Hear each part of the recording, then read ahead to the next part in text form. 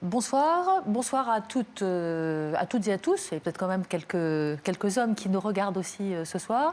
Donc, je suis Stéphane Pallez, PDG de la Française des Jeux, et donc je suis ravie de vous accueillir ce soir dans le studio où a lieu le tirage du loto de la Française des Jeux. Alors, ça n'est pas ce que nous allons faire ce soir. Nous allons parler d'une initiative qui me tient à cœur, qui s'appelle donc Sista, à laquelle je me suis associée dès le début, avec notamment la publication en décembre 2018 d'une tribune pour promouvoir le financement des femmes entrepreneurs.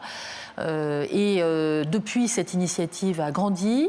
En ce qui concerne FDJ, nous avons évidemment appliqué les engagements auxquels je me suis associée quand nous avons créé notre corporate venture fund qui s'appelle donc V13 Invest avec Serena comme partenaire. Et nous avons évidemment tout de suite demandé à Serena, qui d'ailleurs était volontaire pour signer cette charte Sista. Et donc je suis très heureuse d'avoir donc l'occasion de vous accueillir ici pour parler de cette belle initiative et puis de beaucoup de sujets qui nous mobilisent. Super. Merci énormément Stéphane de nous recevoir dans ce plateau. C'est impressionnant. Pas très cosy, mais impressionnant et super professionnel. Donc c'est top. Bonsoir à toutes, bonsoir à tous. Et l'objectif de ce soir, c'est d'avoir une discussion un peu à bâton rompu sur un certain nombre de sujets qu'on va évoquer. On a 4 femmes avec des parcours assez exceptionnels. Et donc on va vous les présenter déjà, ça sera un bon début. Et donc Déborah Loy, CEO de Sista, qui était jusqu'à peu journaliste, d'ailleurs aux Échos, entre autres. Et petite présentation rapide de Sista, s'il te plaît. Oui, bonsoir à tous. Merci beaucoup. Merci à la FDJ de nous accueillir sur ce plateau assez exceptionnel ce soir. Première Inclusive Hour de l'année pour Sista et première Inclusive Hour CVC. Donc, qu'est-ce qu'une Inclusive Hour, vous me direz? Eh bien, c'est un rendez-vous au cours desquels les femmes entrepreneurs peuvent venir rencontrer des investisseurs, parce qu'on sait que c'est une étape essentielle, évidemment, dans la levée de fonds. Et puis, qu'est-ce qu'un CVC? Eh bien, un Corporate Venture Capital, en bon français.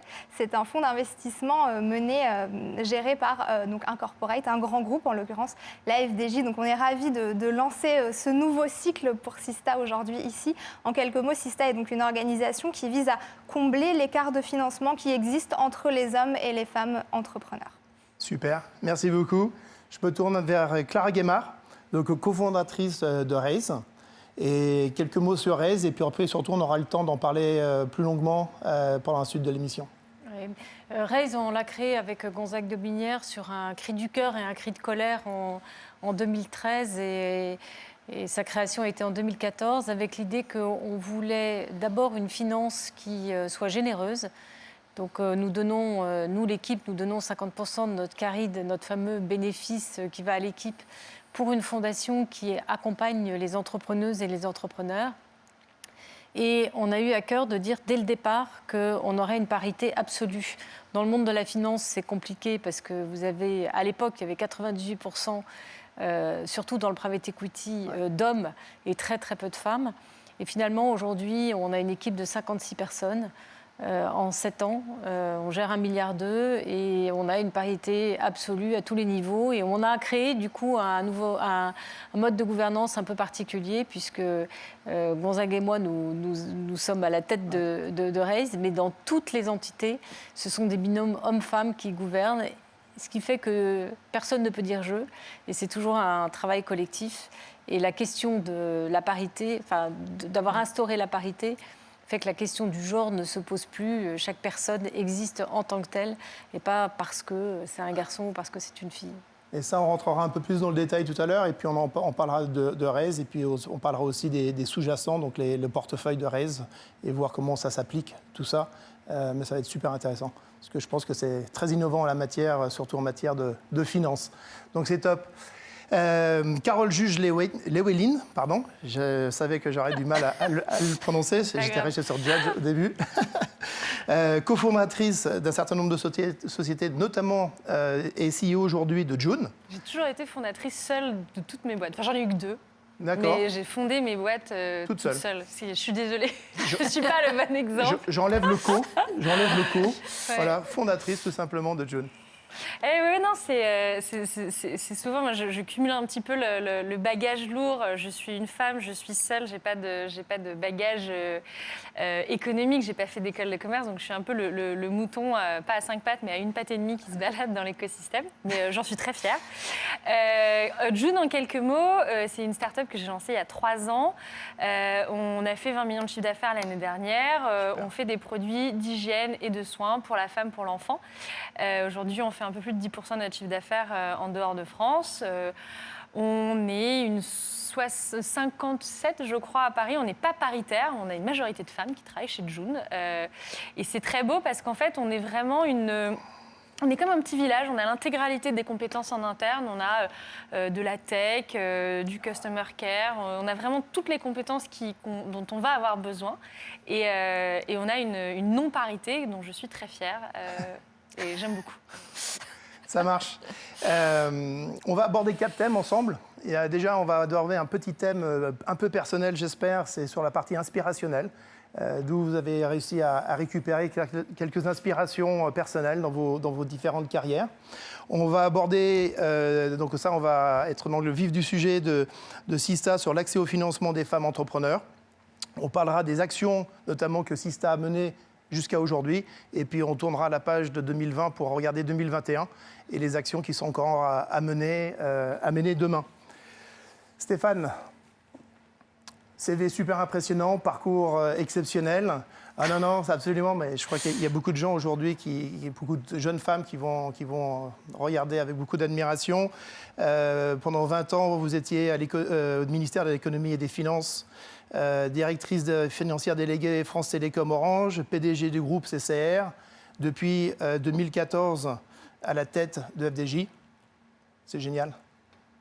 Bah, si vous le dites.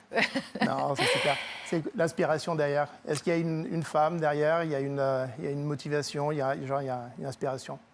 Alors, je crois que d'abord, la première chose, la première idée, c'est de se dire que tout est possible. Voilà. Donc, qu'on ait fait telle école ou pas telle école, etc. C'est le sentiment, je crois que le premier drive, si je puis dire, c'est le sentiment qu'il n'y a pas de limite. Ouais. Et je pense que, bon, j'ai bénéficié d'une éducation qui manifestement m'a donné cette idée que je pouvais faire ce que je voulais, viser au plus haut et tout ça. Ça, je crois que c'est très important avant de parler des gens qui ont pu m'inspirer. Après, je voudrais citer peut-être une personne qui m'a inspirée, peut-être un peu plus tard dans ma carrière, mais je trouve pour moi, qui est un bel exemple.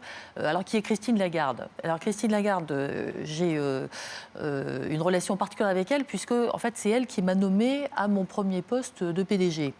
Et je me rappelle très bien que quand j'ai été nommée à la tête de cette entreprise qui s'appelle CCR, la Caisse Centrale de Réassurance, il y a déjà un certain nombre d'hommes qui m'ont dit « Oui, c'est pas terrible, etc. » Je pense que c'est oser prendre un poste de PDG, de toute façon, c'est une marche.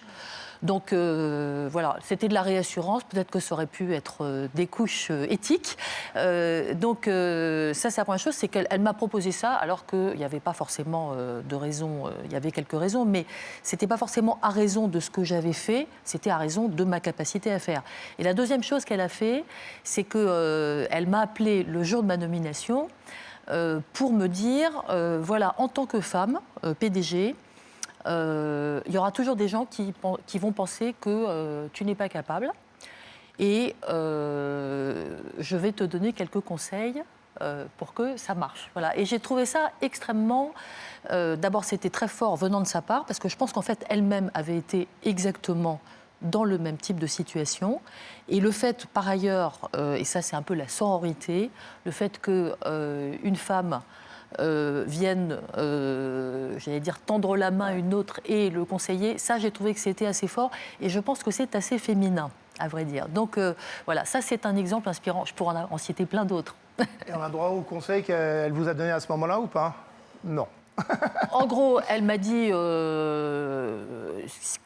que quand on faisait bien, quand on faisait bien ce qu'on pensait devoir faire, que ça allait très bien se passer, qu'il ne fallait pas s'occuper des commentaires ou des doutes, etc. Donc elle m'a juste dit de croire en moi. Voilà. Super. C'est le meilleur conseil. Ouais, sympa. Clara, là aussi, en préparant aujourd'hui, je suis allé voir un peu le Wikipédia. J'ai failli appuyer sur le bouton print et je me suis dit, ça va me coûter 2 cartouches d'encre facile, un CV hors norme. Je vais juste commencer par la fin et après, je vous laisse la parole. Conseil d'administration aujourd'hui de 4 superbes sociétés françaises, LVMH, Veolia, Bouygues, Danone. Et puis tout un parcours derrière à la fois d'entrepreneurs ou de reprise, de création sur Raise et autres, de PDG, de DG et autres. Des conseils. Je tourne direct. Alors, des conseils ou des gens qui m'ont Inspiration. Moi, j'ai la chance d'être à moitié étrangère, puisque j'ai une mère danoise. Et ça m'a appris une chose, c'est qu'il n'y a pas de vérité absolue, il n'y a pas de conformité. Dans la façon dont j'ai été éduquée, j'avais à la fois la culture française, la culture danoise. Et quand j'allais au Danemark, il fallait se comporter d'une certaine manière. Et si je me comportais de cette façon-là en France, ça pouvait choquer. Ouais. Et donc j'ai appris ça. Et ça m'a donné une liberté grande parce que je me suis rendu compte que le jugement des autres était un frein uniquement si on attachait de l'importance à ce jugement. Alors évidemment, ce que pensent mes proches, c'est important. Mais ce que peuvent penser des gens que je ne connais pas et qui portent un jugement sur moi alors qu'ils ne me connaissent pas n'a aucune importance. En fait, ça a peut-être de l'importance pour eux, mais ça n'a certainement pas d'importance pour moi. Et je dois dire que moi, je me suis construite par le désir, par l'envie. J'avais envie de faire des choses, j'avais envie de comprendre le monde dans lequel je vivais.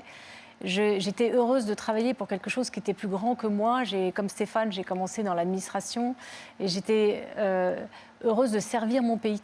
Je ne comprenais pas forcément tout, mais j'apportais ma petite pierre à ce grand édifice. Et puis après, quand j'ai commencé à travailler pour une entreprise américaine, j'ai aussi découvert une autre culture. C'était absolument passionnant. Et je ne peux pas dire que j'ai construit ma carrière, mais j'ai suivi d'abord des personnes que je respectais. J'ai toujours voulu travailler avec des gens que je trouvais à la fois inspirants et que je respectais. Et j'ai tracé ma route un peu en zigzag, puisque j'ai fait de l'administration, travaillé pour un grand groupe américain. Ensuite, avec Gonzague, on a créé Raise. Mais d'une certaine manière, je n'ai jamais su ce que je voulais faire quand je serais grande. J'ai juste suivi cet instinct, cet appétit de vie. Et comme le dit très bien Stéphane, je me suis toujours dit que tout était possible et que... j'ai toujours regardé avec curiosité les gens qui voulaient me limiter. Alors moi, j'ai un exemple qui est un exemple inspirant à l'envers. C'est que quand j'étais à Bercy, j'étais candidate pour une fonction. Et le ministre de l'époque, je pense que ne voulait absolument pas me nommer. D'abord parce que j'étais non seulement une femme, mais j'avais 9 enfants. J'avais un mari qui était ministre. Donc c'était juste... impensable pour lui. Pour lui, je devais rester à la maison. Enfin, pour lui, c'était juste pas concevable que je puisse envisager de travailler alors que j'avais une charge de m'occuper de mon mari et de mes enfants qui était sans doute beaucoup plus importante que de vouloir faire carrière. Et il m'a reçue et d'un ton très compatissant en me disant, tu sais... je ne te donne pas ce poste, mais je le fais pour ton bien. Il y a des voyages, ça va être compliqué. En gros, tu vas exploser en vol, donc je le fais je le fais peut-être malgré toi, mais pour ton bien. Et je me souviens, à la fin de l'entretien, il était ministre, donc j'étais polie, de l'avoir regardé droit dans les yeux et d'avoir pensé dans ma tête, tu vas voir, je vais t'épater. Et je suis revenue 1 mois et demi plus tard, je lui ai demandé rendez-vous. Et à l'époque, j'avais été nommée présidente de l'Agence française pour les investissements internationaux, qui n'était pas la fonction que j'avais voulu, mais je l'ai acceptée. je suis revenue avec un contrat d'objectifs et de moyens, etc. Et il m'a reçu pendant 1h30, il m'a posé les questions les plus vachardes qu'il pouvait. Mais à la fin, j'avais gagné son respect. Et je crois aussi que cette adversité, finalement, elle a du bon parce qu'elle vous pousse à sortir vos tripes. Si vous ne vous considérez pas comme victime, mais que vous allez à l'attaque, finalement, je pense que sans cette difficulté-là, j'aurais peut-être pas donné le meilleur de moi-même. Super. Carole? Ouais, déjà, je ne connaissais ni Stéphane ni Clara, évidemment de nom, mais on ne s'était jamais rencontrés.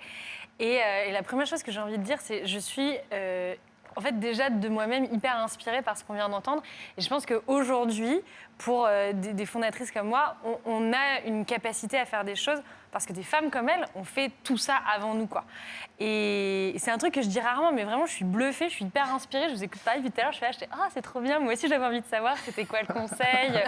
Non, j'étais bluffée, j'étais juste bluffée, quoi. Donc, je trouve que c'est vraiment fort. Je pense que la période dans laquelle on vit, nous, alors je dis Déborah et moi parce qu'on est un peu de la même génération. Il y a déjà beaucoup de travail qui a été fait en amont par des femmes hyper inspirantes et qui ont vraiment mis le chemin, quoi. Elles ont fait la première trace dans la neige, parce qu'on est en hiver, on peut dire ça. Et c'est vrai que moi, c'est pas tant parce que je suis une femme. Moi, j'ai tellement d'autres casseroles qu'en fait, le fait d'être une femme, ça arrive en dernier. Moi, j'ai un doctorat en littérature, j'étais comédienne, j'étais Miss, j'étais ceci, j'étais cela. Donc, en gros, le fait que je sois une femme, finalement, ça arrive vraiment en dernier, quoi. L'inquiétude, c'est, je suis toute seule. Alors, tout de suite, on m'a brandi à ma première levée de fonds, assurance homme-clé. J'ai dit, homme-clé oui, mais bon, quand même, je ne suis pas un homme. Non, mais il y avait tellement d'autres choses en fait anxiogènes pour les gens en face de moi, que ce soit les investisseurs, les banquiers, les partenaires, les salariés, que finalement... De par votre parcours. De par mon parcours, parce que j'ai un parcours qui est très différent. J'ai jamais travaillé dans des entreprises privées à part les miennes. Donc c'est sûr que c'est... Et je comprends en plus que ça soit très inquiétant quand vous êtes investisseur, vous rentrez dans une boîte, parce que bon, il y a une fondatrice qui est pleine d'énergie, qui a plein d'idées, c'est très bien, mais en fait un bon CEO, c'est pas juste quelqu'un qui a des bonnes idées et qui a de l'énergie, sinon ça se saurait. Donc c'est un vrai challenge et moi alors, j'ai ce côté, c'est mon côté très universitaire, tout ce que je sais pas, je pars du principe qu'il faut que je l'apprenne et je suis très consciente du fait qu'un jour, je ne sais pas quand, j'aurai une limite, j'aurai mon plafond de verre en tant que CEO parce que aujourd'hui, j'arrive à diriger, là je suis dans la phase entre 50 et 100 salariés, je ne sais pas si je suis capable de faire la phase d'après. Moi, j'estime que mon job, c'est de me former, de continuer de travailler sur moi pour atteindre justement ces étapes-là. Mais c'est vrai que oui, malheureusement, j'ai pas eu de femmes inspirantes dans mon parcours parce que j'ai eu plein de femmes inspirantes, mais qui n'avaient rien à voir avec le business. Parce que pendant très longtemps, moi, j'ai fait mes études aux États-Unis, j'ai fait de la littérature, j'étais la tête dans des bouquins, je passais des journées entières enfermée dans une bibliothèque seule. Et aujourd'hui, mon métier, c'est tout sauf ça. Donc, voilà, moi j'aime bien pouvoir dire à toutes ces femmes qui ont des parcours très différents, vous inquiétez pas, on peut y arriver. Comme dans Ratatouille, tout le monde peut cuisiner, c'est pareil. Je suis le Ratatouille de l'entrepreneuriat. Le bouquin qui vous a le plus marqué? Le bouquin de ma vie qui m'a le plus marqué, ouais, puisqu'on Roméo et en Juliette de littérature. Shakespeare. Lequel? Roméo et Juliette de Shakespeare, parce que j'ai découvert ça, j'avais 12 ans, je ne parlais pas un mot d'anglais et je l'ai lu en français, je trouvais ça nul et donc je me suis dit je vais apprendre l'anglais pour pouvoir lire Roméo et Juliette. Donc j'ai demandé à mes parents de m'acheter une version bilingue et j'ai appris l'anglais comme au XVIIIe siècle avec le français d'un côté et l'anglais de l'autre avec Shakespeare. Voilà, donc c'est un livre qui m'a marqué, que je peux vous réciter presque par cœur. Presque. Ok. Me tentez pas parce que ça fait longtemps que je ne l'ai pas fait quand même. C'est bon. Je voudrais passer un peu au sujet suivant, notamment par rapport à l'accès aux finances, au financement des femmes entrepreneurs. Donc un sujet assez proche, notamment de Sista. Et Déborah, je voudrais vous tourner la parole, vous donner la parole là-dessus. Qu'est-ce qui se passe sur le marché en ce moment? Qu'est-ce que vous voyez? Quelles sont un peu les statistiques et les grandes masses? Voilà. Je me permets juste de donner un conseil aux femmes sur le côté inspirationnel et mentor. Bien sûr. N'hésitez pas à demander aux femmes qui vous inspirent. Et ça peut être évidemment Clara Guémard ou Stéphane Pallez, mais ça peut être des femmes qui sont juste à 2 ou 5 ans de ce que vous voulez devenir. Allez les voir parce qu'en fait, les gens sont contents d'aider. En général, sont heureux de vous donner des conseils. Donc, je sais que c'est très intimidant, mais honnêtement, ça va vous permettre d'accélérer. Ça va vous permettre parfois d'entendre votre propre voix et vous donner le courage de la porter. Ouais. Donc, n'hésitez pas vraiment à écrire ce petit mail, ce petit message sur Twitter. En général, vous allez être surpris par la bienveillance et la générosité des gens qui sont en face. Donc, juste petit conseil sur ce sujet-là. Et pour parler du marché, comme on est sur le plateau du loto, je voulais faire une petite comparaison. Donc, quand on joue au loto, donc on va acheter son ticket, on coche ses numéros, on le fait valider, puis ensuite on attend devant sa télé, le cœur battant de voir quels numéros vont être choisis. On se dit, je savais que j'aurais dû cocher le 12. Et en général, bon, la plupart du temps quand même, on perd malheureusement, parfois non. Mais qu'on soit un homme ou qu'on soit une femme, quand on joue au loto, on a le même pourcentage, la même proportion de chances de gagner au loto.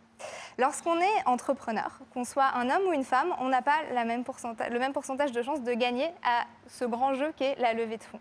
Il faut savoir qu'aujourd'hui, en France, selon une étude BCG et Sista qui est sortie en octobre 2019, les femmes entrepreneurs ont 30% de chances en moins de réussir à lever des fonds lorsqu'elles le souhaitent que les hommes. Voilà, donc c'est comme si on jouait au loto, mais parce qu'on est une femme, on avait 30% de chances en moins de gagner. Okay ? Et en plus, quand elles parviennent à gagner, elles parviennent à lever 2,5 fois moins de fonds que les hommes. Donc c'est comme si vous gagnez, je ne sais pas quelle est la cagnotte en ce moment, mais disons 2 millions au loto, et vous arrivez, vous dites bonjour, j'ai bien fait de cocher le 12, vous avez vu, hein, et on vous dit non, mais alors par contre, vous c'est 800 000, pourquoi ? Parce que vous êtes une femme, donc on ne va pas non plus. Hein. Bon, ça passerait pas très bien, qu'on soit honnête. Donc voilà, quelques petits chiffres mis en contexte, c'est là qu'on est aujourd'hui, donc une grande disparité. Et bon, Sista est là pour rectifier la situation et là surtout pour agréger tous les acteurs de l'écosystème et pour qu'ensemble on s'aligne dans notre engagement et qu'on arrive à rectifier les choses. D'accord, ça marche. Super. Carole, je repars avec vous parce que vous êtes la dernière sur ce plateau à avoir levé de l'argent. Ouais. Donc 2 tours de table, un tour de table avec c'était Alven en 2018 et Vautier 7 en 2020. Ouais, tout récemment. Ouais. Ouais. Et donc, ça s'est passé comment ? Est-ce que le fait d'être une femme a joué en faveur, joué contre ? Est-ce que ça a été un point ? Est-ce que ça a été levé ? Alors, c'est toujours un point levé pour plein de raisons. Alven, ça n'a pas tant été un problème. Alven, ils sont rentrés à un moment où la boîte était très très jeune, donc c'est vraiment plus des questions de métriques, de potentiel. Ce qui inquiétait Alven plus, c'était mon parcours atypique. C'est-à-dire le fait que je sois une femme, c'était pas très grave. Je soupçonne les fonds d'investissement d'avoir envie de faire rentrer une femme dans leur portfolio, parce que quand même, ça la fout mal quand ils en ont pas. Cela dit, Alven, ils avaient déjà Julia de Frischti, ils avaient eu Birchbox, donc ils avaient eu Cézanne, donc Alven, pour le coup, n'avait pas besoin de moi pour avoir une fille au portfolio, entre guillemets. Avec Vautier, c'était très différent, parce que Vautier, c'est un des rares fonds qui est dirigé par 2 femmes. Donc forcément, le fait qu'on soit entre femmes, ça amène il n'y a pas de discussion sur le fait d'être une femme. Je dirais juste, alors c'est assez marrant parce qu'il y a toujours une levée de fonds, c'est plein de critères. C'est un critère de timing. Je ne cache pas que lever des fonds en plein Covid 1, confinement 1, au moment où on ne sait pas du tout ce que c'est que cette maladie, comment ça va se passer, ça met une espèce de chape d'angoisse sur le tour de table. Quand on commence à parler à des gens, les fonds commencent à dire non, nous en fait on ferme tout parce que nous on privilégie, on ne sait pas ce qui va se passer, donc on veut mettre de l'argent, potentiellement remettre de l'argent dans nos boîtes parce qu'on n'a aucune idée de ce qui va se passer. Donc ça, il y a un petit côté un peu compliqué, mais plus par le Covid que finalement par le fait que je sois une femme. Mais par contre, ce qui est assez marrant, c'est que toutes les négociations que j'ai faites, le fait qu'on soit une femme, c'est toujours un truc à un moment qui vient, parce que il y a toujours un moment, c'est pas un truc, c'est pas quelque chose en face, les gens vous disent tu es une femme donc je vais faire ça, mais il y a toujours un moment où on se dit peut-être que je vais trop loin. Et ça m'est arrivé, je dirais pas, c'était pas un fond, c'était il y a 2 ans, un type 60 ans très puissant s'assied en face de moi. J'avais un collègue à moi à la droite, lui il avait un de ses jeunes collègues à sa gauche. Pendant 2 heures, je lui ai parlé, il a regardé le mec à ma droite. Et quand il me parlait, il regardait le mec à ma droite. C'était lunaire. C'est un truc que j'ai pas vu souvent dans ma vie, mais par contre dans les négociations, il y a un moment où il faut avoir le courage, et peut-être que quand on est une femme, je sais pas, on a peut-être un peu peur de passer pour en faire un peu trop. Et je vais vous dire, c'est pas à tort, parce que c'est bête à dire, mais dans l'écosystème, quand on est une femme avec un peu de caractère, il y a la moitié des gens qui vont vous dire elle est hystérique. L'autre moitié des gens qui vont vous dire elle est inspirante. Il n'y a pas un entre-deux où on dit juste elle est drivée. Entre entrepreneurs, on se le dit, moi, mes copains vous diront tous Carole, elle est drivée, elle est ouf. Mais les gens qui ne me connaissent pas vont vous dire elle est trop inspirante ou elle est tarée. Il y a l'entre-deux, quand on pousse un peu la négo, quand on pousse un peu la discussion. Et ça, c'est pas facile, il faut l'assumer derrière. Donc moi, je l'assume parce que de toute façon, j'ai d'autres trucs à assumer avant, donc ça ne me dérange pas. Mais c'est vrai qu'il y a un moment dans une négo où on se dit non, mais en fait, c'est soit ça, soit je sors de la pièce. Et ce moment-là, je ne l'ai pas fait il y a 2 ans, quand l'autre, il parlait au mec à ma droite. Maintenant, il y a quelqu'un qui parle pendant 2 minutes au mec à ma droite. Je dis, alors moi, je suis là, et si ça ne vous plaît pas, je sors. Mais il faut du temps quoi, pour construire ça, cette légitimité que moi, en plus, je n'ai pas avec mon parcours un peu bizarre, et que j'ai mis du temps à construire. Peut-être que c'est parce que je suis une femme, peut-être parce que c'est le parcours, je n'ai pas la réponse. Est-ce qu'on vous a posé des questions lors des levées de fonds qui étaient personnelles ? Est-ce qu'on vous a demandé le nombre d'enfants? Est-ce qu'on vous a demandé si vous êtes marié? Tous les journalistes nous demandent combien j'ai d'enfants. Les investisseurs ont la décence de ne pas le faire. Mais c'est vrai que de par June qui vend, pendant 2 ans, on n'a vendu que des produits pour bébés et depuis 1 an et demi, on vend des produits pour les femmes maintenant. Mais c'est vrai que les 2 premières années de notre vie, vous avez une start-up qui fait des produits pour bébés. C'est pas idiot de poser la question en disant comment elle vous est venue cette idée. Et comment vous est venue cette idée, il faut dire, en fait, moi, j'ai pas la chance d'être maman, mais ma sœur a eu un problème, j'ai réalisé qu'il y avait un marché. Donc, c'est pas tant cette question. Les journalistes adorent me poser cette question, mais les investisseurs, pas trop. Et honnêtement, pour avoir vécu dans le monde de l'art, du théâtre, du cinéma avant, le monde de l'entrepreneuriat et des VC, c'est les bisounours par rapport à ce qu'on a dans le monde de l'art et dans le monde du cinéma. Donc moi, franchement, s'il y a un jour, une fois, quelqu'un qui me pose une question un peu border, ce sera toujours moins pire que ce que j'ai pu entendre avant. Donc ça va. Ça marche, merci. Clara, vous avez levé énormément d'argent. Donc vous disiez tout à l'heure 1,2 milliard. Au travers de Raise. Donc c'est beaucoup d'argent, surtout depuis 2013. Donc c'était une belle prouesse. 2014, oui. On a commencé en 2014. Pardon. Est-ce que vous étiez aux premières loges sur ces parties de levée? Et est-ce que le fait d'être une femme a été un facteur? Ou est-ce que vous avez ressenti derrière? Parce que j'aurais une question aussi derrière pour Stéphane sur la partie IPO. Et donc, voilà. Est-ce que ça, c'est quelque chose que vous avez... Bon, d'abord, on était 2. On était un binôme avec Gonzague. Et Gonzague, il avait tout le savoir-faire d'une personne qui a fait du private equity toute sa vie. Et puis, moi, j'avais mon bagage. On n'a pas fait ça à 20 ans. Donc, c'est sans doute un peu différent.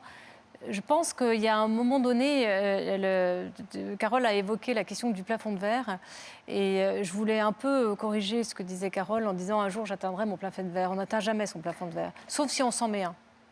Et en fait, comme le disait Stéphane, a priori, il n'y a pas de limite. Après, on choisit les frontières qu'on n'a pas envie de franchir, mais moi, ce que la vie m'a appris, c'est que jamais je pensais faire ce que j'ai fait là où j'en suis aujourd'hui. Je ne l'ai pas imaginé, je n'ai pas me dit je vais atteindre tel niveau, etc. Et donc, il ne faut surtout jamais se dire qu'on a un plafond de verre. Finalement, le plafond de verre, quand on l'a franchi, on voit qu'il est derrière nous. Et il y a quand même un avantage à être une femme, c'est que comme on n'est pas nombreuses, les gens se souviennent de vous. Alors certes, ils peuvent dire que vous êtes hystérique, que vous êtes désordre, que vous n'êtes pas ceci, etc. Mais ils ne vous oublient pas. Tandis que la rangée d'hommes en costume qui vient défiler pour lever de l'argent, ils se ressemblent tous un peu. Alors une femme, on la voit et on la remarque. Et ça, il faut en profiter parce que c'est quand même un atout. Et d'ailleurs, vous avez pas mal de start-up qui l'ont compris. Si je prends l'exemple de WeMaintain, qui est dirigé par un homme et par une femme, ils ont compris que valait mieux mettre devant les investisseurs, il vaut mieux mettre la femme en avant. Alors, à la différence de Carole, il y a un mec derrière, peut-être que ça rassure.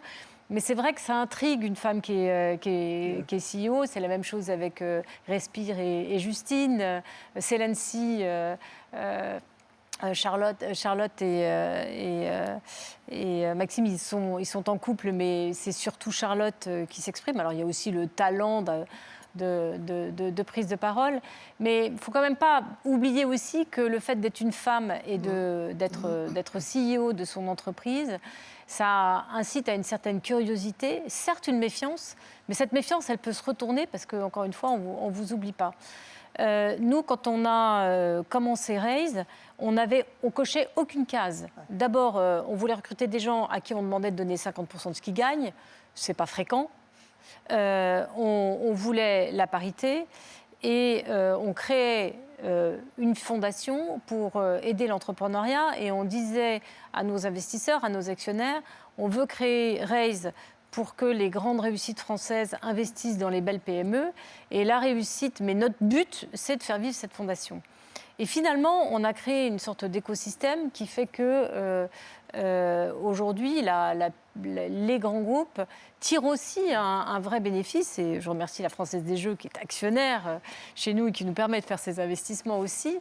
On a la moitié du CAC 40 qui est actionnaire chez nous. Donc, il y a une vraie dynamique qui s'est créée autour de cette alliance grand groupe start-up et le fait que des jeunes entreprises puissent apporter aussi de la nouveauté aux grands groupes. Je voudrais juste donner un exemple, moi, qui me fascine, parce que vous dites que nos parcours, vous êtes admiratif de nos parcours, mais moi, je suis aussi très, très admiratif de vos parcours à vous et des parcours de jeunes entrepreneurs. Et je voudrais juste citer une entreprise dans laquelle on vient d'investir, qui s'appelle Helios, et qui est dirigée par 2 jeunes femmes qui ont 26 ans toutes les deux. Elles sont extrêmement jeunes et qui ont l'idée de créer une néobanque pour permettre à ceux qui sont soucieux de l'écologie, ils font attention où est-ce qu'ils achètent leurs pulls, leur nourriture, mais quand ils mettent l'argent à la banque, ils ne savent pas comment la banque utilise cet argent. Et Helios, elles ont démarré il y a très peu de temps, elles ont déjà plus de 40 000 pré-souscriptions, parce qu'elles ont eu cette idée d'adresser ce besoin qu'on a de savoir où est placé notre argent, à quoi il sert et est-ce qu'il peut être placé de façon écologique. Ce que je veux dire par là, c'est que et là aussi je voulais rebondir sur ce que disait Carole. C'est une néobanque, elles se sont proposé la question, j'ai 24 ans, elles n'osent d'ailleurs pas trop dire leur âge parce qu'elles ont le sentiment qu'elles sont trop jeunes, mais juste elles y croient et elles ont mis tout leur potentiel pour y arriver et ça marche. Donc s'il y a un message qu'il faut retenir aujourd'hui, c'est qu'on est dans une époque où, comme l'a dit Stéphane tout à l'heure, tout est possible, mais c'est encore plus possible aujourd'hui. Et qu'au contraire, les parcours atypiques, les gens qui cassent les codes, on les voit et ils attirent plus l'œil. Et il faut aussi savoir surfer là-dessus. Si je peux pas être trop longue, mais je me souviens que quand j'avais démarré comme présidente de l'Agence française pour les investissements internationaux, Internet existait à peine et il n'y avait pas Google. Oui, nous, on a vécu cette époque-là où il n'y avait pas de téléphone portable et tout ça. Et, tout. Et j'allais chercher mes visiteurs en bas. Et c'était tous des hommes, des patrons d'entreprises, parce que j'ai essayé de les attirer pour qu'ils investissent en France. Et je les emmenais dans mon bureau, je leur servais le café, à boire, etc. Et après, je m'asseyais en face d'eux. Et la plupart du temps, ils croyaient que j'étais l'assistante qui les avait installés là. Et je les voyais défaillir en se disant, est-ce que j'étais polie, est-ce que j'étais correcte, est-ce que c'est vraiment elle, etc. Il faut profiter aussi de cette surprise-là. Moi, ça m'amusait, c'était un peu... mais c'était une manière de peut-être un peu de les déstabiliser, mais de prendre un avantage. Donc il y a toujours un avantage à la différence. Ça marche. Super. Stéphane, septembre 2019, introduction d'FDJ en bourse. Un énorme travail de préparation, j'imagine. Les roadshows, à faire face aux financiers. C'est quoi l'envers du décor? Quel est le rôle d'une femme dans une épopée comme celle-là? Je crois que moi, je ne me suis pas demandé si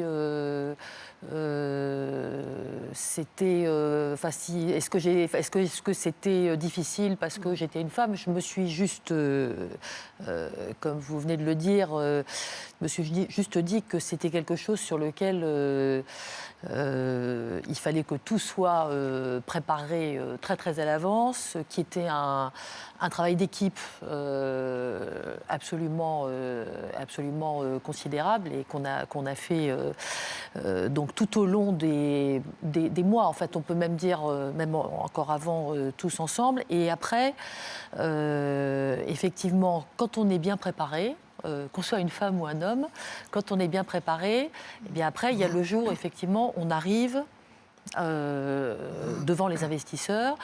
Et là, c'est vrai que majoritairement, c'était des hommes. Ça, je ne peux pas le nier. Mais c'est un petit peu comme ce que disait Clara à l'instant, c'est-à-dire que quand on est bon, quand on est bien préparé, quand on est bon, eh ben, en fait, c'est un avantage parce que quand il voit effectivement arriver une femme avec une veste rose plutôt qu'un homme avec un costume gris, en fait, il trouve ça plutôt... non, il n'est pas gris, Il trouve ça plutôt sympa, il se rappelle de vous, il vous écoute. Donc, quand on est professionnel, et je pense qu'on l'était, et je pense que je m'étais bien préparée, bah, on a presque un plus. Donc finalement, faut aussi voir faut voir les avantages à être une femme. Je pense qu'on l'a toutes connu ici. Il y a effectivement, il peut y avoir cette question. Alors moi aussi, on me pose la question qui est, les journalistes me disent. Mais alors, est-ce que vos enfants, dans votre carrière, ça a été un problème? Et je leur dis, est-ce que vous posez la question aux garçons? Et je n'y réponds plus. Voilà, donc ça c'est fait, c'est bon parce que... Voilà, mais sinon, en fait, on est quand même dans un monde où... et là, l'IPO aussi, je pense, ce qui était bien, c'est qu'on était dans un monde très diversifié, très international. Et là, je rejoins un petit peu ce que disait Clara aussi, c'est-à-dire que on sort peut-être aussi des conventions, des images, et il reste... Tout le monde est sur le même pied d'égalité. Donc ceux qui sont bons, ceux qui ne sont pas bons, sont pas bons. Ça gomme aussi un petit peu les biais culturels, je pense, de ce point de vue-là. Donc ça s'est très bien passé. En introduisant FDJ en bourse, vous rentrez dans le SBF 120. On y est. Hein? On y est. Ouais, bravo. Ouais, non, depuis plus d'un an. Et là-dessus, vous avez, on a fait les petites recherches, 15% des postes de DG et de président de directoire sont des femmes. Donc 85%. Oui. Non, mais ça reste totalement, j'allais dire, ça reste totalement anormal. Voilà. Ouais. Donc, je pense que c'est comme les statistiques du loto, enfin du loto revu par Déborah, c'est-à-dire du loto biaisé. Donc, clairement, ça ne reflète pas ce qu'est la société française, ce qu'est le niveau d'éducation des filles, ce que sont leurs capacités, ce que sont leurs parcours. Alors, si on est positif et optimiste comme moi, on se dit que ça a quand même pas mal changé, parce qu'on aurait fait la même statistique il y a 10 ans. Là, je pense que ça serait carrément extrêmement déprimant. Donc, ça change quand même très lentement. Ça change trop lentement. C'est pour ça qu'on me pose souvent la question des quotas. Alors moi, sur ce sujet, je pense que s'il n'y avait pas eu de quotas, on en serait encore où on en était probablement il y a quelques années ou pas très loin. Donc je pense qu'il y a une certaine prise de conscience, c'est comme ça finalement que vous l'expliquez aussi sur le financement, du fait que si on laisse juste les choses se dérouler, en fait, ça ne va pas changer très rapidement et ça ne reflète pas en fait, le mérite des gens, contrairement à ce que j'entends encore parfois. J'entends quelques patrons qui disent j'ai pas de femmes dans mon COMEX parce que ici, dans l'entreprise, c'est au mérite et j'en ai pas trouvé. Là, j'avoue que j'ai toujours un moment de gêne pour eux. Et je pense que d'ailleurs, plus ça va, plus c'est quand même c'est difficile de dire des choses comme ça en public sans que les gens vous regardent en disant là tu es un peu quand même dans un autre monde. Et d'une certaine manière, l'entreprise va en payer les conséquences parce qu'un type qui dit ça publiquement, franchement, il y a plein de femmes talentueuses qui ne vont surtout pas aller se faire recruter par cette entreprise. Donc, à la fin, ça se paye. Et je pense que maintenant, c'est quelque chose qui est quand même de mieux en mieux compris. Donc, ça ne veut pas dire que tout le monde y met la même énergie et la même volonté. Mais je pense que les gens ont compris que c'était pas normal et que ça ne reflétait pas les qualités et la société et que ça n'était pas l'intérêt des entreprises, surtout. Je pense que ça commence à devenir un petit peu la norme, mais pour ce qui est du SBF 120, il y a encore des progrès. Ça marche. On va passer au troisième volet. Et si je puis me permettre du CAC 40, puisque... Le SBF 100, on comprend le CAC 40, qui est pire que le SBF 120, si on prend que le CAC 40. Voilà. Les actions à mettre en place dans notre écosystème respectif pour pouvoir changer les choses. Déborah, je vous redonne la parole. Ça marche. Du coup, si on revient juste sur ce qui a été fait, c'est déjà par Sista et pour vous suivre sur les quotas, ce que j'aime bien dire sur les quotas, c'est qu'honnêtement, ça fait plaisir à personne. Mais enfin, au bout d'un moment, on est en 2021, si les choses avaient dû bouger par elles-mêmes, elles auraient déjà bougé. Donc, le fait est qu'elles n'ont pas bougé et effectivement, les quotas semblent être la seule chose qui fonctionne. Donc, on va utiliser, parce qu'on est des gens pragmatiques, cet outil-là. Et c'est ce qu'on a fait chez Sista en permettant au fond de s'engager sur 25% de femmes dans leur portefeuille d'ici 2025. 56 fonds de capital risque qui ont signé cette charte. Aujourd'hui, 22 fonds de corporate venture capital et puis une cinquantaine d'accompagnateurs, accélérateurs, incubateurs, etc. C'est un engagement qui est fort, qui est chiffré et qu'on vérifiera. Et je pense effectivement que c'est le seul moyen de réellement aujourd'hui faire bouger les choses. On parle déjà de 2021. On va en amener sur 2021 parce que je vois que le temps file et donc je voudrais qu'on adresse les deux en même temps. Donc, allez-y. On a cet objectif en ligne de mire. Maintenant, l'enjeu pour Sista, c'est de dire comment on y parvient et comment on donne aussi les outils à tous les acteurs de l'écosystème pour y parvenir. Le sujet de la féminisation de la technologie est un sujet qui est complexe, qui est structurel et qui est multicausal. Donc ça va vraiment demander un alignement de l'engagement de plusieurs acteurs pour qu'on parvienne à l'équité. Concrètement, chez Sista, on a identifié 3 leviers. Il y en aurait d'autres, mais enfin, c'est ceux que nous mettons en priorité. Le premier étant d'accompagner les femmes entrepreneurs. Notamment, moi, je crois énormément au réseau, je crois énormément au fait de leur donner les bons contacts au bon moment. On a la chance d'avoir un écosystème qui est merveilleux quand même en France. 5 milliards d'euros levés en 2020 par les startups. On a des startups extraordinaires, on a 10 licornes.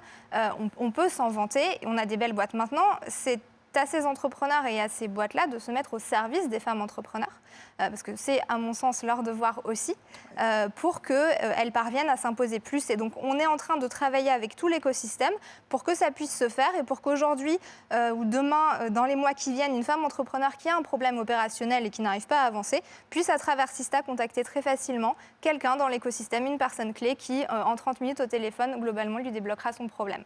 Donc, le réseau, l'accès, donner un accès aux femmes. Premier levier. Deuxième levier, travailler avec les fonds d'investissement. Il y a des gens qui sont de très bonne volonté, qui ont signé la charte, qui souhaitent arriver aux 25% et qui nous demandent aujourd'hui, mais comment on fait ? Concrètement, comment on fait ? Eh bien, on va travailler avec eux cette année. Moi, je crois beaucoup au travail sur les biais cognitifs qui concernent, et j'insiste là-dessus, aussi bien les hommes investisseurs que les femmes investisseurs. Nous avons tous des biais cognitifs sexistes puisque nous avons grandi tous dans la même société. Et donc, c'est un travail à faire sur la manière dont on pose des questions à quelqu'un lorsqu'on le rencontre dans le cadre d'une levée de fonds, les critères que l'on a établis soi-même dans sa tête ou sur papier pour juger cette personne. Et ça, c'est un gros travail qu'il y a à faire au sein des fonds d'investissement, de prise de conscience de la manière dont on aborde les gens et de la manière biaisée dont on peut aborder les gens. Donc, on va travailler avec les fonds là-dessus. On va essayer de leur apporter aussi du deal flow féminin à travers la première communauté d'entrepreneurs que l'on va agréger. Et puis, on va travailler aussi avec les femmes investisseurs. On a une communauté de 200 femmes investisseurs aujourd'hui chez Sista pour booster leur carrière. Il y a encore beaucoup trop peu de femmes partenaires dans les fonds de capital risque en France. France aujourd'hui. On veut qu'il y en ait plus et on va les aider à booster leur carrière. Troisième levier, compter les femmes pour que les femmes comptent. C'est vraiment l'engagement de Sista depuis le début de donner ces chiffres, les chiffres que j'ai donnés tout à l'heure avec la métaphore du loto parce qu'ils sont extrêmement importants. Il y avait un besoin de prise de conscience de cet écosystème qui se sent lui-même très progressiste et qui l'est par plusieurs aspects, mais qui, on le voit dans les chiffres, ne l'est pas en termes de parité. Donc, on continue à faire ça, on continue à sortir plusieurs études. D'ailleurs, vous avez été nombreuses à mentionner les journalistes et la manière dont ils vous abordent. On est en train de travailler justement sur une étude sur la manière dont les médias traitent les femmes entrepreneurs versus les hommes entrepreneurs. Donc je pense que ça va être très intéressant et on continuera à faire de la donnée, faire du contenu et répéter les bons messages jusqu'à ce que tout le monde ait bien conscience du problème. Et les outils, l'objectif au final, c'est de mettre tout ce merveilleux écosystème French Tech au service des femmes entrepreneurs. Sacré programme. Good luck. Non, il y a du boulot. J'espère qu'on pourra compter sur vous. Absolument, absolument. On a déjà des chiffres, on a récupéré un certain nombre de chiffres, notamment au niveau des salaires, qu'on partagera et qu'on rendra public, parce qu'ils sont aussi assez intéressants, où on voit qu'en bas dans les postes d'entrée, il y a à peu près une parité, et puis dans les postes seniors, il y a 30% de décalage.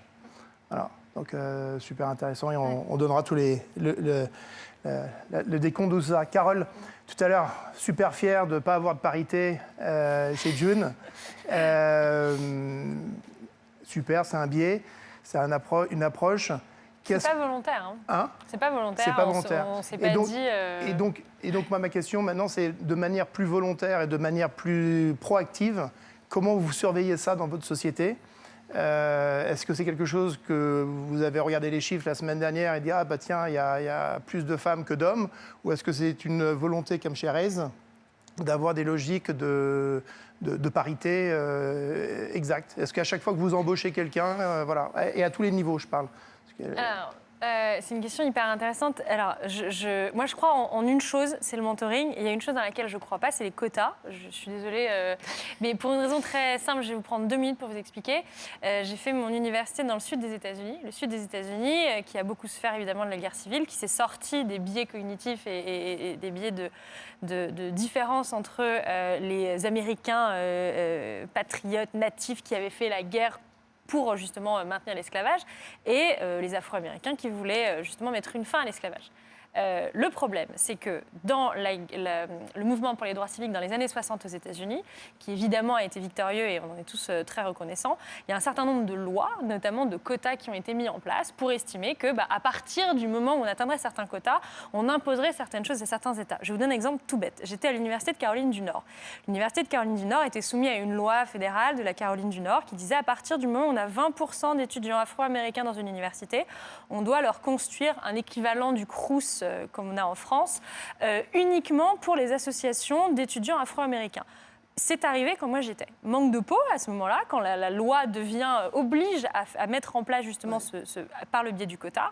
Le campus étant déjà construit, les étudiants afro-américains se sont retrouvés pour leurs associations à l'autre bout du campus parce qu'il n'y avait pas d'autre endroit où construire ce bâtiment. Moralité, l'existence du quota les a contre leur gré, mis dans une situation qui était contre-productive et qui les a isolés du reste du campus. Alors, c'est un exemple tout bête, des exemples comme ça, vous en avez, malheureusement aux États-Unis, vous en avez un certain nombre. Et je suis d'accord, ce n'est pas un exemple mauvais qui jette le discrédit sur l'intégralité des choses. Moi, je crois beaucoup dans le mentoring, la force du réseau. Et c'est pour ça que je suis très, très fière de participer à l'initiative de Sista, parce que moi, j'ai 3 ou 4 fois par jour des jeunes femmes et parfois des hommes qui m'écrivent pour me demander des conseils. Et je suis d'accord avec toi, il faut give back. Après, le problème, c'est qu'on n'a pas toujours le temps. C'est-à-dire qu'une start-up en hypercroissance, c'est un sport de combat. C'est 8h, 23h, 6 jours sur 7. Donc, c'est sûr que je n'ai pas 50 heures dans ma semaine pour répondre à tous les messages que je reçois. Et c'est là que je suis très contente d'avoir une initiative comme Sista qui permet de mentorer. Aujourd'hui, je mentore. D'ailleurs, j'ai mis les boucles d'oreilles d'une start-up que je mentore en hommage à elle. Parce que c'est important. Mais c'est important que ce soit des choses qui soient construites. Et Et je suis très fière de soutenir certaines startups, de les mentorer, d'investir si besoin dans certaines boîtes, parce que c'est un moyen de give back et c'est quelque chose qui permet de grandir. Parce que ce qui fait la force et la crédibilité, c'est toujours une introduction. Une personne, le bon conseil au bon moment. Juste avant d'arriver, j'ai un copain qui est un garçon qui m'a dit « Carole, je suis bloquée, je ne sais plus quoi faire, j'arrive plus. Prenons une heure pour en parler. » Et bien sûr, je suis là parce que des gens étaient là pour moi, j'ai envie d'être là pour les autres. Donc je crois très très fort dans la force du mentoring et du réseautage parce que je crois que c'est vraiment quelque chose qui amène quelque chose de qualité. Le quota, à mon sens, et alors en l'occurrence, on a la chance sur la femme, on peut avoir ces chiffres-là. Mais je vais vous parler d'un autre problème. On n'a pas de chiffres sur la diversité. Aujourd'hui, moi, je sais combien d'employés chez June sont bi, sont gays, sont black. Je le sais parce que je les vois, je les connais, qu'on se parle tous, on se connaît tous très bien. J'ai l'interdiction par l'État de faire des statistiques sur ça pour dire June est une entreprise diverse et pas juste June est paritaire parce qu'on a des femmes chez nous. Donc moi je crois très fort dans le mentoring, dans la data, parce que c'est par la data, sans data on est juste une personne avec une opinion, ça sert à rien. Et pour moi ça c'est vraiment des combats importants, c'est accepter de parler de ces chiffres-là et les mettre en avant pour pouvoir derrière amener une prise de conscience collective et un besoin de faire mieux. Mais pour faire mieux, il faut parler des choses. Stéphane, une réaction? Je vous ai vu tout à l'heure. Non, mais moi, je ne suis pas tout à fait d'accord sur les quotas, mais parce que pour moi, ce n'est pas un débat, non, mais c'est pas un débat philosophique.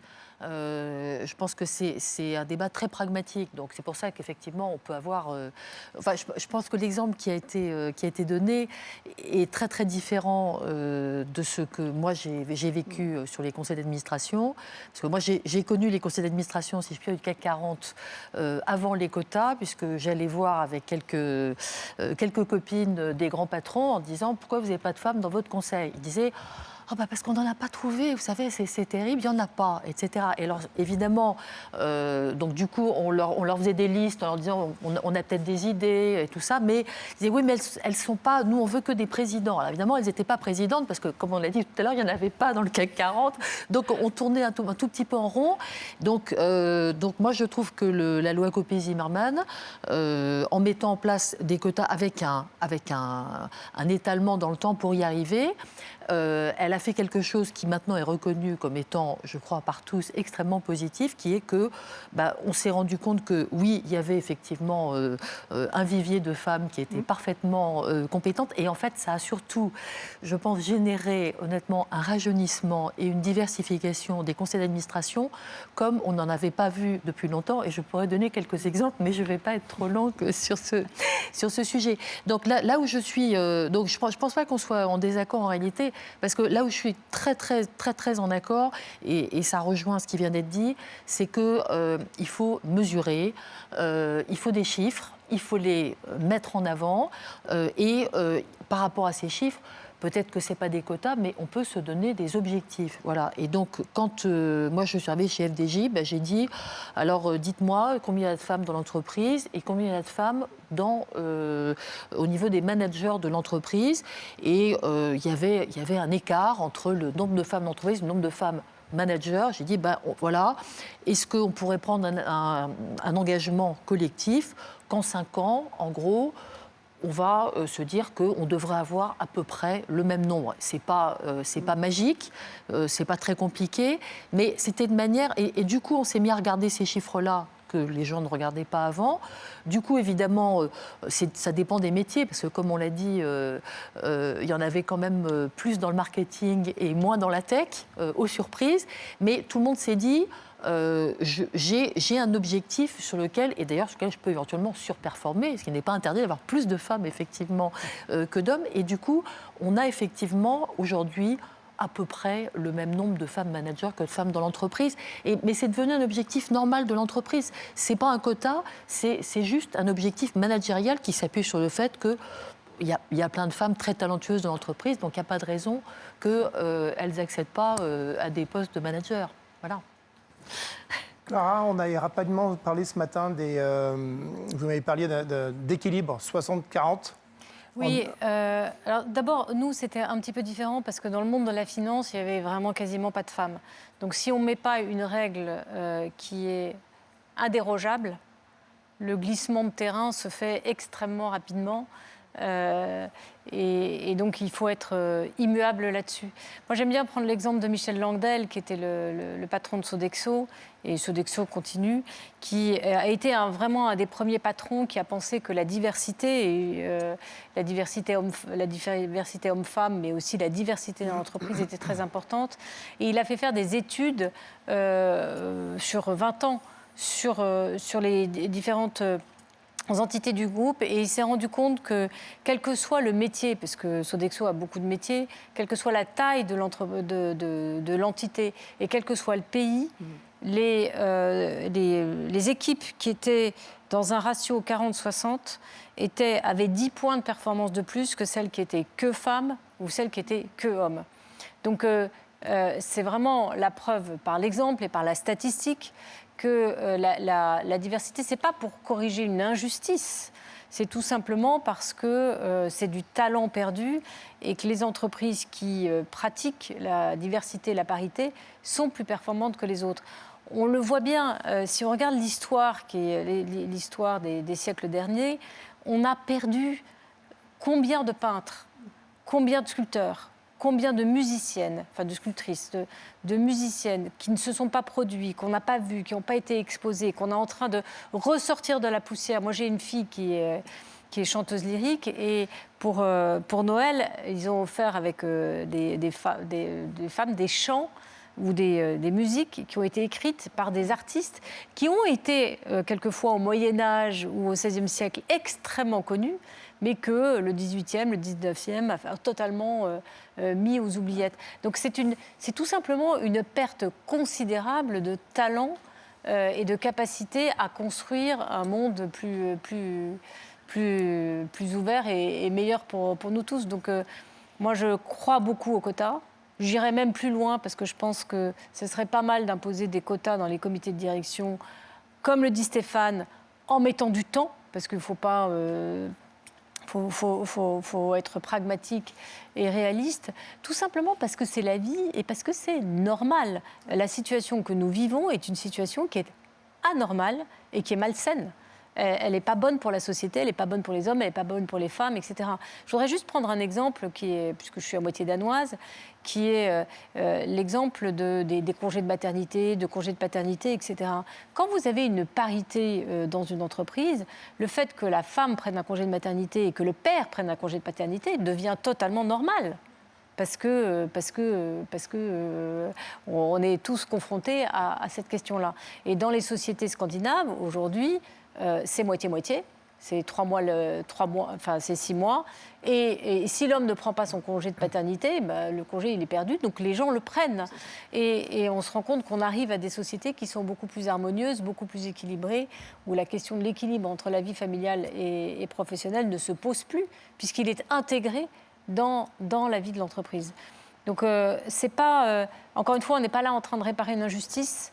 On n'est pas en train de militer dans un combat contre les hommes. Au contraire, je pense que la plupart des hommes aujourd'hui comprennent que c'est aussi à leur propre bénéfice, parce qu'une société qui est complètement, qui a un fonctionnement totalement masculin est aussi extrêmement contraignant pour les hommes. C'est-à-dire qu'ils sont obligés de rester tard le soir au bureau, ils sont obligés de répondre à des codes vestimentaires. Quand on voit aujourd'hui que vous avez pas mal de patrons qui ne mettent plus de costumes, de cravates, etc., c'est aussi des changements qui font du bien, quoi. Super. Le temps passe. Il y a quelques messages à faire passer, notamment on vient de me dire qu'il y avait il y a des one-on-one qui étaient prévus, qui sont prévus après, mais qui sont complètement bookés. Donc il y en aura d'autres. Et donc il y aura d'autres one-on-one qui seront prévus la semaine prochaine. Donc à la fois par Serena, la direction d'innovation de FDJ. Donc on aura, vous en faites pas. Donc il y a eu des messages par rapport à ça. Donc les one-on-one se feront. Et d'autres Inclusive Awards à venir dans les mois suivants. Donc suivez-nous sur nos réseaux sociaux We Are Sista pour avoir toutes les informations. Et puis si vous souhaitez être mentoré, notamment par toi, il reste de la place pour des femmes entrepreneurs dans notre programme Sista Bold, B-O-L-D. Donc vous pouvez googler ça, Sista Bold, et vous tomberez très rapidement sur le site pour vous inscrire. Voilà. Merci. Bravo à Sista. On est Merci très heureux à d'avoir vous. signé Sista, Merci, d'avoir accompagné Sista. Merci, Bon, à merci vous. à toutes les 4. Félicitations. C'était un plaisir d'être là avec vous ce soir, avec tous nos téléspectateurs aussi. Et puis, à bientôt pour la Et suite. merci à Stéphane. Merci beaucoup. De nous Merci de aider. nous avoir Stéphane, reçus. de nous avoir accueillis. Merci. c'est magnifique. Ouais, merci.